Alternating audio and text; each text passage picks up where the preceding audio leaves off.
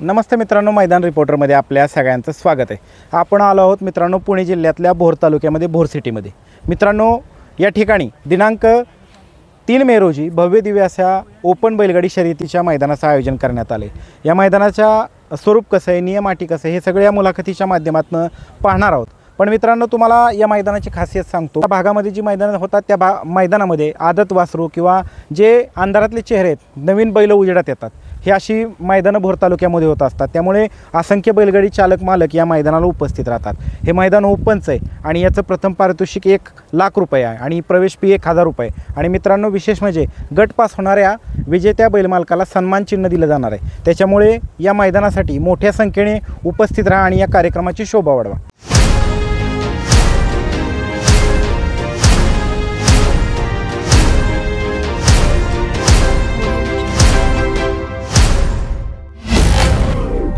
दादा नमस्ते। नमस्कार। आपलं नाव दादा? माझं नाव शुभम गोने। काय सांगाल मैदानाच्या संदर्भात? मैदान किती तारखेला आहे आणि कुठे आहे? मैदान हे 3 मे 2024 रोजी आहे आणि मैदान आपले रामनवमीचं जे मैदान झालं तीच पाटी आहे। भोर रामबाग ST स्टँड रोडला नवलय मंदिरासमोर शिंदेमाळा। मैदानाच्या परवानगीची प्रोसेस कुठपर्यंत आली? मैदानाच्या परवानगीची प्रोसेस होत आली आहे। जवळ 1-2 दिवसात तुम्हाला सोशल मीडियावरती परवानगी पाहायला मिळेल। मैदान कशा निमित्त आहे सांगितलं? मैदान हे वेताळबाबा उर्सवानिमित्त आहे। सालाबाद प्रमाणे आहे जी मैदान? हो। तर दादा, आता या मैदानाचं बक्षिसाचं स्वरूप पहिलं ते शेवटपर्यंत सगळं सांगा। मैदानाच्या बक्षिसाचं स्वरूप प्रथम क्रमांकाचं बक्षीस हे 1 लाख रुपये आणि 2 ढाली आहेत। द्वितीय क्रमांकाचं बक्षीस 75,000 रुपये, 2 ढाली आहेत। तृतीय क्रमांकाचं बक्षीस 55,000 रुपये आणि 2 ढाली आहेत। चतुर्थ क्रमांकाचं बक्षीस 44,000 रुपये आणि 2 ढाली आहेत। पंचम क्रमांकाचं बक्षीस हे 33,000 रुपये आणि 2 ढाली आहे। 6व्या क्रमांकाचं बक्षीस हे 22,000 रुपये आणि 2 ढाली आहेत आणि 7व्या क्रमांकाचं बक्षीस हे 11,000 रुपये आणि 2 ढाली आहेत। 2-2 प्रत्येकाला ढाली? प्रत्येक फायनलच्या गाडीत 2-2 ढाली। त्याचबरोबर आता या मैदानाची प्रवेश फी किती आहे दादा? या मैदानासाठी प्रवेश फी ही 1000 रुपये। ऑनलाईन नोंदणी कधीपासून सुरू होणार आहे आणि कधी बंद होणार आहे ऑनलाईन नोंदणी? ऑनलाईन नोंदणी ही उद्यापासून चालू होईल आणि 2 मे रात्री 9 वाजेपर्यंत ऑनलाईन नोंदणी राहील आणि मैदानात सुद्धा नोंद घेतली जाईल 12 वाजेपर्यंत। 12 वाजेपर्यंत घेतली जाईल।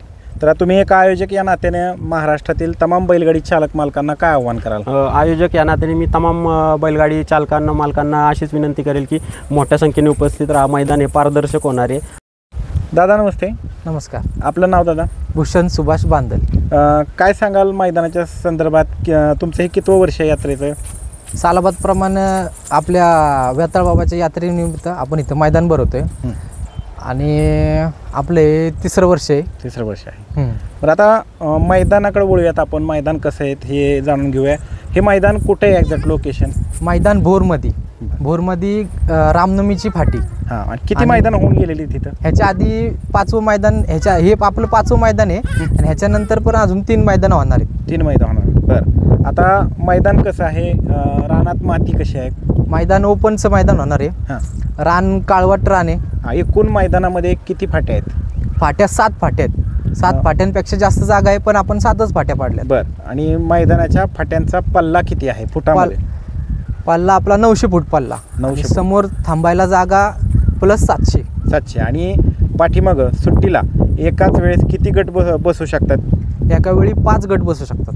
बरं, या मैदानाच्या आजूबाजूला धोकादायक परिस्थिती निर्माण करणारा घटक विहीर, ओढा, नाला असं काय आहे का? अजिबात काय नाही। त्यापेक्षा जास्त उन्हाच्या बैलांचं संरक्षण व्हावं यासाठी भरपूर झाड आहेत। बरं, त्याचबरोबर दादा, मैदानाला बॅरिकेड किती टक्के असणार आहे? 80%। ज्या दिवशी मैदान संपूर्ण होणार आहे त्या दिवशी दिवसभर इथं पशुवैद्यकीय अधिकारी उपलब्ध असणार? त्याचबरोबर ॲम्ब्युलन्सची सोय केली गेली? हो। मैदानात खाली सुट्टीच्या ठिकाणी कॅमेऱ्याची व्यवस्था आहे का? हो, आहे। पुढं निकाल रेषेवरती किती कॅमेरे आहेत? 2 कॅमेरे। या मैदानाचं लाईव्ह प्रक्षेपण कोण करणार आहे? STC live. दादा, या मैदानाचं समालोचन कोण करणार आहे? या मैदानाचं समालोचन करणार आहेत आपले लाडके मयूरदादा तळेकर, त्याच्यानंतर विकास सर जगदाळे आणि प्रवीण बारक्या शिवतरे। बरं, आणि या मैदानाचा झेंडा पंच म्हणून कोण काम पाहणार आहे? सोमनाथ जगदाळे, पेडगाव। आता एक महत्त्वाचा विषय दादा, या मैदानामध्ये थेट फायनलला आयोजकाची अथवा गावगाडी पळवली जाईल का? नाही, अजिबात नाही। कुठलीच वशिलेबाजी चालणार नाही। कुणाचीच गाडी फायनलला पळणार नाही। हे मैदान भरवण्याच्या मागं सगळ्यात मोठा हेतू आहे की आपल्याला रीतसर मैदान करायचं आहे, गरिबाच्या बैलांना न्याय द्यायचा आहे. बरं, आता तुम्ही एका आयोजक या नात्यानं तमाम महाराष्ट्रातल्या बैलगाडी चालक मालकांना काय आव्हान कराल दादा? की जास्तीत जास्त मोठ्या संख्येने उपलब्ध राहा, पाळायला फाटी चांगली आहे, त्याच्यानंतर रीतसर मैदान होणार आहे. इथून मागं इथं 5 मैदानं झालेली आहेत, त्याच्यामुळं कुठल्याच प्रकारची अडचण होणार नाही आणि रीतसर घ्यायचं आहे आम्हाला. त्याच्यामुळं जास्तीत जास्त आम्हाला नोंद करून जास्तीत जास्त जणांनी सहभाग करून मैदान शोभा वाढवा. चालते, धन्यवाद दादा. दादा नमस्ते. नमस्कार. आपलं नाव दादा? गणेश शिंदे. काय सांगाल, मैदान कशानिमित्त आहे? मैदान हे वेताबाच्या उरसानिमित्त आहे. बरं, आता मैदानाचं स्वरूप काय, ओपन आहे, आदत आहे, दुसरं आहे? मैदान हे ओपनचं राहणार आहे. ओपन आहे. तर दादा या मैदानातले आपण नियम अटींकडे बोलूयात.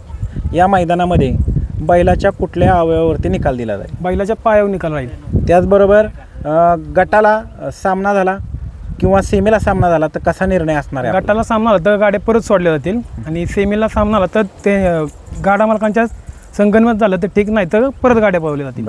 त्याचबरोबर लॉबी टचचा निर्णय काय असणार आहे दादा? दोन्ही छकड्याची चाकं दुसऱ्या तासात गेल्यानंतर दोन्ही बैल दुसऱ्या तासात गेल्यानंतर गाडी बाद दिली जाईल. एखाद्या विजेत्या बैलाच्या शिफ्टीचा चावा चालकाने घेतला, ही बाब तुमच्या निदर्शनास आली अथवा कोणी ऑब्जेक्शन घेतलं तर ती गाडी बाद केली जाईल का? गाडी बाद केली जाईल. ऑब्जेक्शन घेण्यासाठी किती गटाचं टायमिंग? 2 गटाचं टायमिंग राहील. एका वेळेस या मैदानामध्ये किती गट खाली सुट्टीला जातील? 5 गट जातील. त्यांना टाइम लिमिट किती असेल? 7 मिनिट असतील. जर गाडी कोणी उशिरा आणली तर ती गाडी बाद केली जाईल का? बाद केली जाईल. त्याचबरोबर दादा, आपण पाहतो बऱ्याच ठिकाणी मैदान होतात, निकाल रेषेवरती मोठ्या प्रमाणावरती प्रेक्षक थांबतात अथवा बैलमालक थांबतात आणि पळून येणाऱ्या धावून येणाऱ्या गाड्यांना त्याची अडचण निर्माण होते.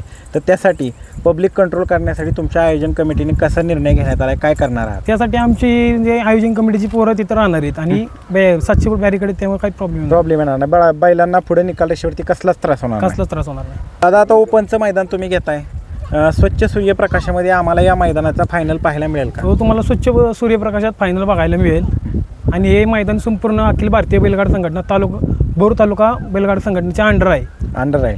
आणि विशेष काय अजून गट पासला वगैरे काय करण्यात आलं? विशेष म्हणजे आम्ही गट पास करणाऱ्या गाडीला एक सन्मान चिन्ह देणार आहे. बरं, त्यामुळे आम्हाला सगळे निकाल हे पारदर्शक द्यायचे. बरं, चालतंय, धन्यवाद दादा. मित्रांनो, आपल्या समवेत आहेत महाराष्ट्राचा बुलंद आवाज प्रसिद्ध समालोचक मयूर तळेकर. दादा नमस्ते. नमस्ते. काय सांगाल मैदानाच्या संदर्भात, किती तारखेला आहे आणि संपूर्ण मैदानाची माहिती बैलगाडी चालक मालकांना आणि प्रेक्षकाच्या माध्यमातून द्या. नमस्कार. सर्वप्रथम या ठिकाणी वेताळ उत्सवानिमित्त वेताळ तरुण मंडळ भोर यांच्या वतीनं हे मैदान आयोजित केलेलं आहे. येत्या 3 तारखेला 3/5/2024 रोजी हे मैदान या ठिकाणी संपन्न होणार आहे. विशेषतः हे सर्वप्रथम मैदान रामनवमी उत्सवाचं जे मैदान संबंध भोर गावाचं असतं यात्रेचं, त्या फाटीवरतीच हे मैदान होणार आहे. ST स्टँडच्या बस स्टँडच्या येताना लेफ्ट साईडला, इकडून सातारावरून येणाऱ्या गाड्यांना राईट साईडला, अशा पद्धतीने हे मैदान आहे. मैदानाचा रूपरेषा तुम्ही सर्वप्रथम सगळ्या आयोजकांकडून जाणून घेतली.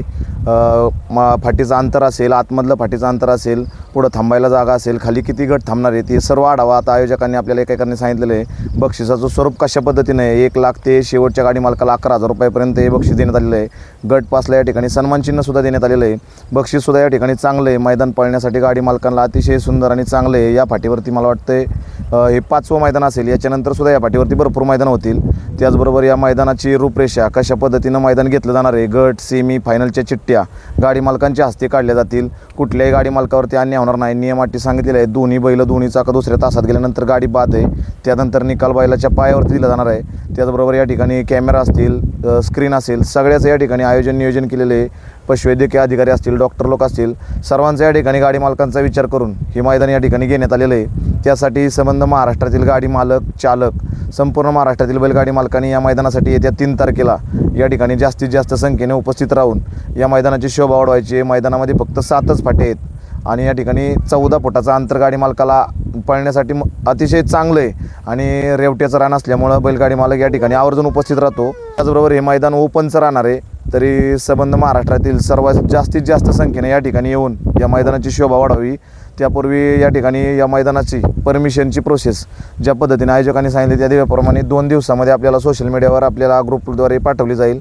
याचीसुद्धा सर्व बैलगाडी मालकांनी नोंद घ्या. त्याचबरोबर विशेषतः शासनाची जी नियमावली घालून दिलेली आहे, विना लाठी, काठी, आसूड, टोच्या असलं कोणतेही कृत्य करू नका. कारण बैलगाडी मालकांना रोज आपण सांगत असतो तरी बैलगाडी मालक ऐकत नाहीत. त्यासाठी इथून गाड्या खाली जात असताना कोणत्याही गाडी मालकाकडे फोक अन्यथा आसूड अन्यथा कोणत्याही प्रकारचं बैलाला इजा होईल अशा प्रकारचं कृत्य चालून घेतलं जाणार नाही आणि 2 गटापुरतंच या ठिकाणी ऑब्जेक्शन घेण्यासाठी गाडी मालकाला चान्स दिला जाणार आहे. याची सर्व गाडी मालकांनी नोंद घ्या आणि जास्तीत जास्त संख्येने उपस्थित राहा. त्याचबरोबर आत्ता आपण व्हिडिओद्वारे जी फाटी बघितली ते आत्ता फाटी जे मागचं मैदान झालं त्यानंतर या ठिकाणी पाऊस पडलेला आहे. त्याच्यामुळे या फाटी उजळायचं काम येत्या 2 दिवसामध्ये परत फाट्या उजळल्या जातील. संबंध फाटीचा फोटो नंतर सुद्धा आपल्याला सोशल मीडियाद्वारे परत पाठवला जाईल. तरी जास्तीत जास्त संख्येने उपस्थित राहा ही विनंती.